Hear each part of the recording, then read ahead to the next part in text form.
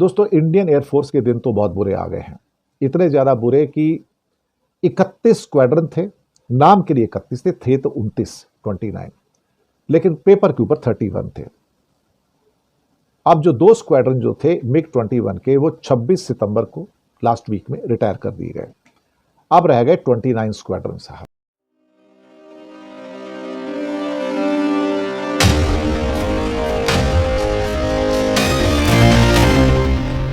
नमस्कार दोस्तों, news time में आपका बहुत बहुत स्वागत है। दोस्तों, इंडियन एयरफोर्स के दिन तो बहुत बुरे आ गए हैं। इतने ज़्यादा बुरे कि 31 स्क्वाड्रन थे। नाम के लिए 31 थे तो 29, लेकिन पेपर के ऊपर 31 थे। अब जो 2 स्क्वाड्रन जो थे मिग 21 के, वो 26 सितंबर को लास्ट वीक में रिटायर कर दिए गए। अब रह गए 29 स्क्वाड्रन साहब।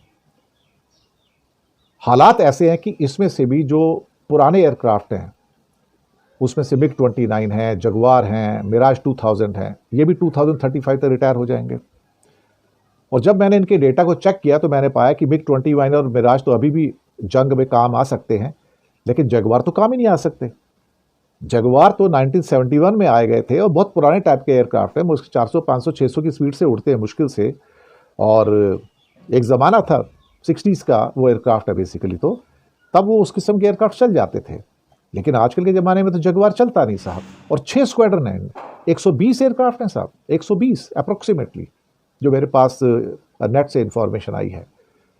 120 में से 40 तो उड़ते ही नहीं है, नॉन ऑपरेशनल हैं, सिर्फ 80 ही ऑपरेशनल है। और उनको भी सिर्फ ट्रेनिंग के लिए यूज़ किया जाता है।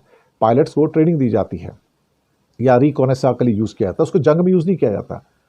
तो ये 6 को भी बाहर निकाल दो 29 में से, तो आपके पास बचते 23 है। अब 23 में से भी कितने एट ए टाइम आपको वॉर के अंदर सुनने में आया कि वॉर टाइम में जब जाते हैं तो 2/3 65-70% ही ऑपरेशनलाइज होते हैं। बाकी 30% तो गैरेज में पड़े रहते हैं, रिपेयर में पड़े रहते हैं साहब।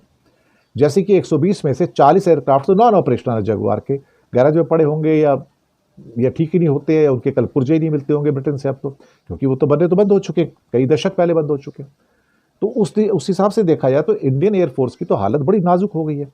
और 1962 के बाद अब पिछले 65 सालों के अंदर भारतीय वायुसेना, इंडियन एयरफोर्स इतनी कमज़ोर कभी नहीं थी जितनी अब मोदी के टाइम में आई है।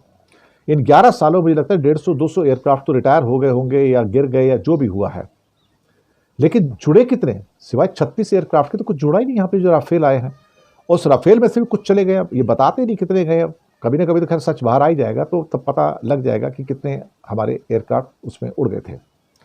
लेकिन अब हम ये ले दे के 20-22 स्क्वाड्रन के साथ, वर्किंग स्क्वाड्रन के साथ हम करेंगे क्या? 23 स्क्वाड्रन है।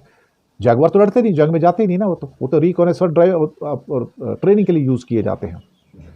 अब 23 के साथ आप पूरा इंडिया कवर कर सकते हो। मिनिमम रिक्वायरमेंट 42 स्क्वाड्रन की है। अब ये तो 25 स्क्वाड्रन तो पाकिस्तान के पास है, और उसके बाद चाइना के पास तो 60 से ज़्यादा स्क्वाड्रन है साहब। और उसमें से 300 एयरक्राफ्ट तो ऐसे हैं जो J-20 चंगदू हैं साहब, 5th जनरेशन स्टेल्थ फाइटर्स हैं। वो तो हमारे पास तो एक भी नहीं है। तो इतनी कमज़ोर एयरफोर्स तो हमारी कभी भी लाइफ में नहीं रही। उसके बारे में ये सवाल उठते रहे हैं कि मोदी के टाइम में इतनी एयरफोर्स कमज़ोर कैसे हो गई। बातें बड़ी बड़ी की जाती कि आर्म फोर्सेज मजबूत हो गई है, ये हो गई है, वो हो गई है, लेकिन इनकी हालत तो बहुत ज़्यादा ख़राब है। ये तो कुछ भी नहीं कर पाएंगे। अगर 2 मौक़ों के ऊपर जंग आ गई कहीं पे, चाइना के साथ भी और पाकिस्तान के साथ भी, तो हम तो लड़ ही नहीं पाएंगे। हमारे पास साजो सामान ही नहीं है। एक आर्मी के हमारे एक बड़े जनरल ने कहा था, और एयरफोर्स वालों ने भी कहा था कि देखो जी, अगर लड़ाई आ गई तो जो हमारे पास है उसके साथ हम लड़ेंगे, जो हमारे पास है उसके साथ हम लड़ेंगे।